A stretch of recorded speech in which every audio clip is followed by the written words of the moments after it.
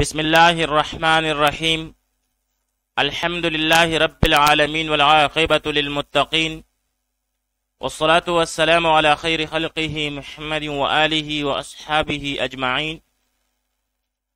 آج ذات الطالبین میں ہمارا 112واں سبق ہے، جس میں ہم حدیث نمبر 105 کا ترجمہ، لغوی و صرفی تحقیق، تشریح اور ترکیب کے بارے میں پڑھیں گے۔ حدیث نمبر 105 ہے، ان العظب لیفسد الایمان کما یفسد الصبر العسل۔ ان العظب لیفسد الایمان کما یفسد الصبر العسل۔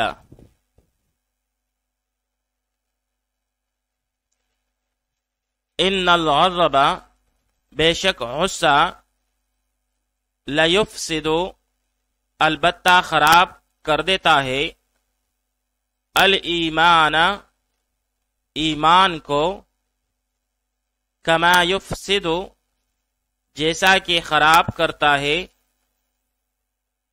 الصبر الوا العسل شہد کو۔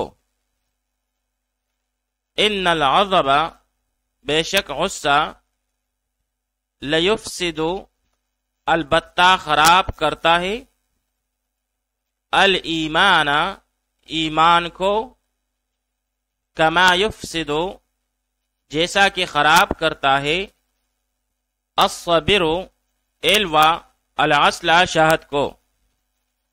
اب یہاں پر العظب یہ مصدر ہے باب سمع یسمعو سے، جیسے غضب یغضب عضبا بمعنی کسی پر غصہ ہونا، ناراض ہونا اور انتقام کا ارادہ رکھنا۔ یفسد صیغہ واحد مذکر غائب از باب افعال، جیسے افسد یفسد افسادا بمعنی خراب کرنا، بگاڑنا، بے نفع اور بے نتیجہ بنانا۔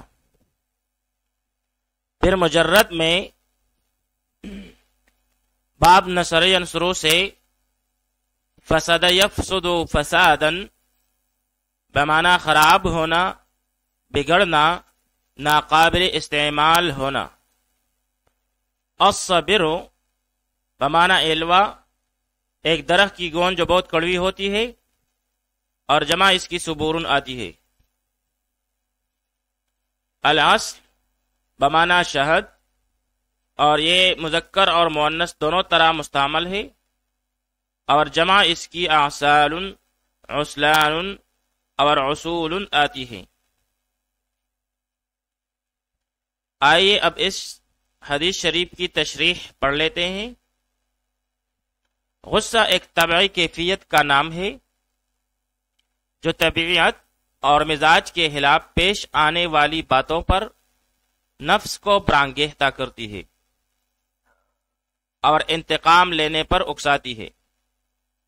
اسی وجہ سے غصہ میں انسان کا چہرہ سرخ اور رگیں پھول جاتی ہے۔ غصہ میں شیطان آدمی پر اچھی طرح مسلط ہو جاتا ہے، اور پھر اس کے منہ سے ایسے کلمات نکلواتا ہے جو بسا اوقات اس کو کفر تک پہنچا دیتے ہیں، یا کم از کم اس سے کمال ایمان یا نور ایمان ضائع کروا دیتے ہیں۔ اس لیے فرمایا گیا کہ جس طرح شہد کتنا ہی شیرین ہوتا ہے مگر الوا اس کو خراب اور بد ذائقہ کر دیتے ہیں، بالکل اسی طرح ایمان میں بھی شیرینی اور مٹاس ہے مگر غصہ اس کو خراب کر دیتا ہے۔ پھر غصہ کا باطنی علاج یہ ہے کہ آدمی وہ فضائل ذہن نشین کر لے جو غصہ نہ کرنے یا کنٹرول کرنے پر آدمی کو حاصل ہوتے ہیں، اور ظاہری علاج یہ ہے کہ آدمی وضو کرے، تعوذ پڑھے اور اگر کڑا ہو تو بیٹھ جائے، اور اگر بیٹھا ہو تو لیٹ جائے۔ آئیے اب اس حدیث شریف کی ترکیب پڑھ لیتے ہیں۔ ان الغضب، ان حرف از حروف مشبہ بالفعل، الغضب یہ منصوب بالفتح ہے لفظاً، اسم ہوا ان کے لیے۔ لیفسد اس میں لام تاکیدیہ، یفسد فعل، اور اس میں ہوا ضمیر مستتر جائز الاستتار اس کا فاعل، الایمان مفعول به۔ پھر آگے جا کر کھما اس میں کاف جارا، ما مصدریہ، یفسد فعل، الصابر اس کے لیے فاعل مرفوع بضم لفظاً ہو کر، اور الغسل منصوب بالفتح لفظاً ہو کر اس کے لیے مفعول۔ پھر فعل اپنے فاعل اور مفعول به سے مل کر جملہ فعلیہ خبریہ ہو کر بتاویل مصدر یہ مجرور ہوا کاف جارہ کے لیے۔ پھر جار مجرور مل کر یہ متعلق ہوا ما قبل یفسد فعل کے ساتھ۔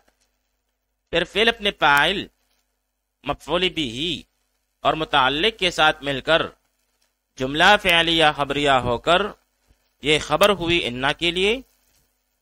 پھر انا اپنے اسم اور خبر سے مل کر جملہ اسمیہ خبریہ ہوا۔